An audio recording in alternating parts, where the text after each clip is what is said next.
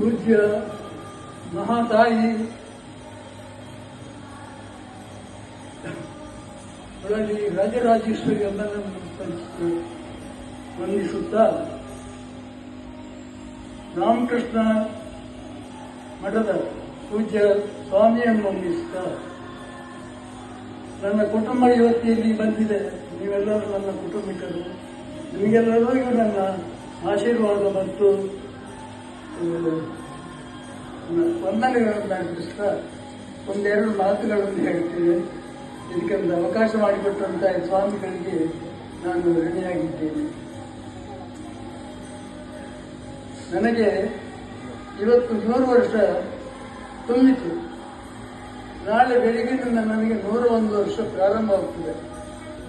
ನನಗೆ ಹೇಗೆ 100 ವರ್ಷ ಆಗಿದೆ 101 ವರ್ಷ ಆಗಿದೆ ಅಂತ ನನಗೆ ಗೊತ್ತಿಲ್ಲ. ನಾನು